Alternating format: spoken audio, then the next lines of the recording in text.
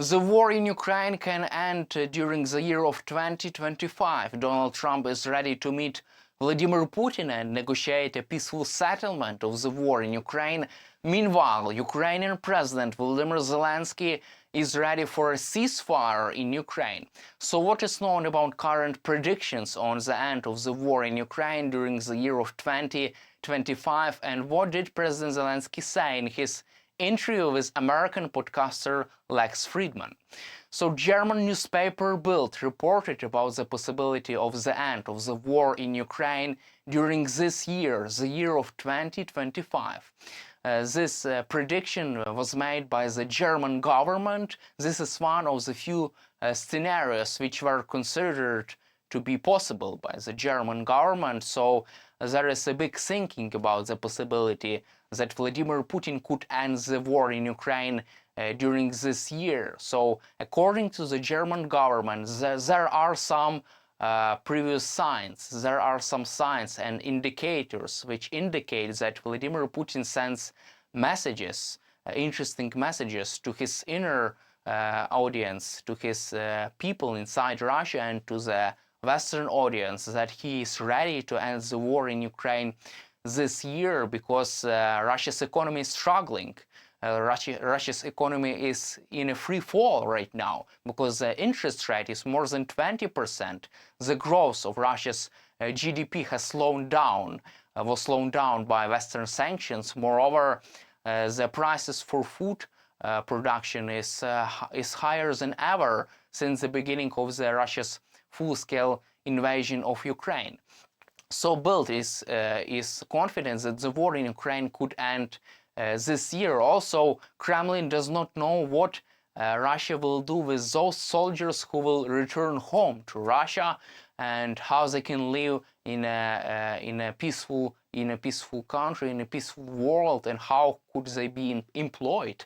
So there are lots of scenarios which are considered by the Russian government, and Kremlin has begun to thinking how they will prepare Russian people to the end of the war against Ukraine. Also, it is also known that Russia will try to demonstrate that they have won the war against Ukraine by ending the war. So even if the war is ended by a ceasefire agreement, Russia and Vladimir Putin would try to convince Russian people that they have won the war. So that is a strategy that the Russian propaganda machine will try to convince Russian people that everything was fine and everything was according to Vladimir Putin's plan.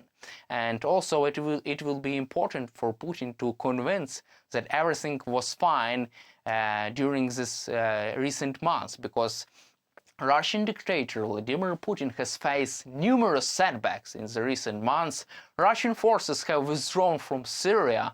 There is a high unsustainable high casualties rate in Ukraine, and also Russian army has failed to liberate the Kursk region. Moreover, Ukrainian army this weekend has started another counteroffensive in the Kursk region, so Ukrainian army is on the offensive in the Kursk region again, despite Vladimir Putin's orders to liberate this region. So Russia effectively fails to liberate the Kursk region, and that's why Vladimir Putin wants the war to end, and he will present the end of the war, even if it would be disaster for Russia, he will present this as a victory.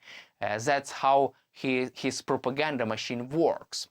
On the same time, there is another thinking about the possible settlement of the war in Ukraine. We have Donald Trump's plan to end the war in Ukraine, to freeze the front line, to establish a demilitarized zone, and to deploy European peacekeeping forces to Ukraine.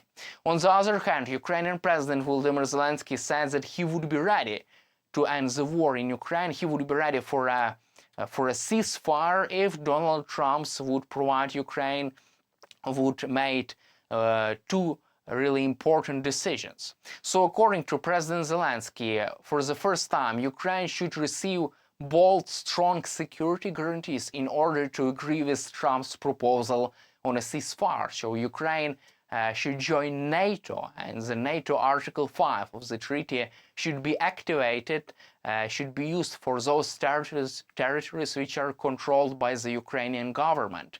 This is the first term of the President Zelensky willingness to end the war in Ukraine. The second point of President Zelensky is that Ukraine should receive enough weapons to deter another Russia's attack in the future. So President Zelensky is open for a ceasefire in case if Trump provides Ukraine with membership in NATO and with bold security guarantees. So it will be really impossible for Ukraine to agree with a ceasefire if Donald Trump does not provide Ukraine with strong security guarantees, because in such case Russia will attack Ukraine again in the future and will use a ceasefire to regroup and to prepare for another attack against the Ukrainian forces again in the nearest future. Moreover, President Zelensky has proposed another idea.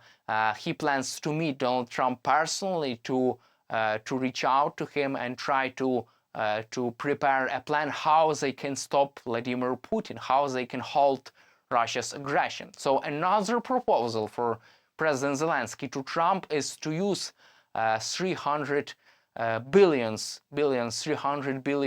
of the Russia's frozen assets located in Europe to fund security assistance, to fund the sending of weapons from America to Ukraine.